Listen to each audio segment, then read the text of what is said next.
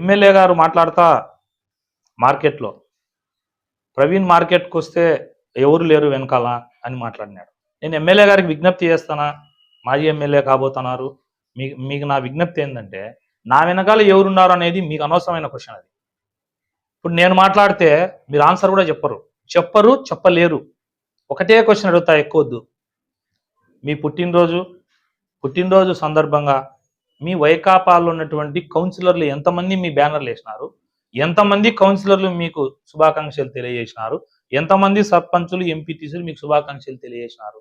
అంటే మీ పార్టీలో ఉన్నటువంటి నాయకులే ఫస్ట్ మీ దగ్గర లేరు. మళ్ళా మీరు ఎదుటి వ్యక్తిని నా దగ్గరికి వచ్చి మార్కెట్కి వస్తే మనుషులు లేరు, అవన్నీ మీకు అనవసరమైన సబ్జెక్టులు. దయచేసి నా మీద పెట్టాల్సిన శ్రద్ధని ప్రొద్దుటూరు ప్రజల అభివృద్ధి కోసం, ప్రజలు పడుతున్న కష్టాల కోసం పెట్టాలి. రెండవది, తెలుగుదేశం పార్టీ టికెట్ శుభాకాంక్షలు ప్రవీణ్కి అని చెప్పినారు. సరే, శుభాకాంక్షలు తెలియజేసినందుకు మీకు ధన్యవాదాలు, మనస్ఫూర్తిగా మీకు ధన్యవాదాలు తెలియజేస్తాను. కానీ ఇక్కడ నా అభ్యంతరం ఏంటంటే, ఒకరోజు యువగలంలో చిన్నోడు ముందున్నాడు అంటావు, ఒకరోజు వచ్చేసి ఇప్పుడు సురేష్ నాయుడు ముందున్నాడు అంటావు, మళ్ళా ఇప్పుడు పెద్ద ఆయన ఫీల్డ్లోకి వచ్చినాడు, పెద్ద ఆయన ఉన్నాడు, నా గురువుతో నేను తగలాలా, నా ఇష్టం, నా గురువుతోనే నేను యుద్ధం చేయాలా అంటావు. నాలుగోది, మళ్ళా వస్తావు ప్రవీణ్కే వెల్కమ్ ప్రవీణ్ అంటావు. ఏది అసలు నీకేం సంబంధం? తెలుగుదేశం పార్టీలో ఎవరికి టికెట్ ఇస్తున్నారో నీకు సంబంధమా?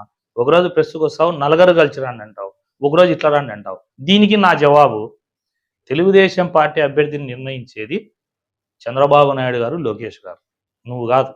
నీ వైకాపా టికెట్ ఫస్ట్ నీకు ఇస్తారో లేదో, ఎందుకంటే ఎమ్మెల్సీ రమేష్ యాదవ్ గారు వచ్చి బీసీలకే సీట్ ఇస్తారని చెప్పి ఆయన ఒక పక్క ప్రచారం చేస్తున్నాడు.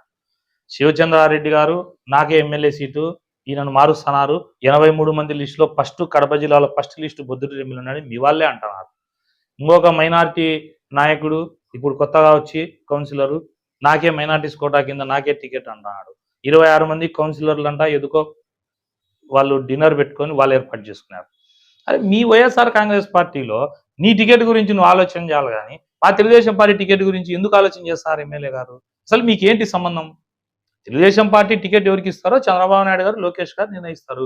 నిర్ణయించిన తర్వాత ఇక్కడ ఉన్నటువంటి నాయకులు అందరినీ కూడా కలుసుకుంటాం, అందరినీ పార్టీ వాళ్ళు కలుపుతారు, అందరం కూర్చుంటాం, ఏకతాటిగా మీ పైన గెలిచేదానికోసము మాకున్న సర్వశక్తులు ఒడ్డుతాం. ఇది మీకు అనవసరమైన సబ్జెక్టు. మూడో పాయింట్, ఎమ్మెల్యే గారు ఆయన మాటలు ఎట్లున్నాయంటే, ఒకరోజు యువగలం ఈ పాయింట్లు చెప్పినా కదా అట్లా అంటాడు, మళ్ళీ ఈరోజు ఇట్లా అంటాడు, మళ్ళా ప్రవీణ్ వస్తే టీ తాపియండి, నీళ్ళు ఇవ్వండి, అవన్నీ మీకెందుకు? ప్రజలు నన్ను ఎంత అభిమానిస్తున్నారో, ప్రజలు నా పట్ల చూపించే ప్రేమ ఏందో నేను కళ్ళారా చూస్తానా. దాన్ని మీరు చెప్పాల్సిన అవసరం లే.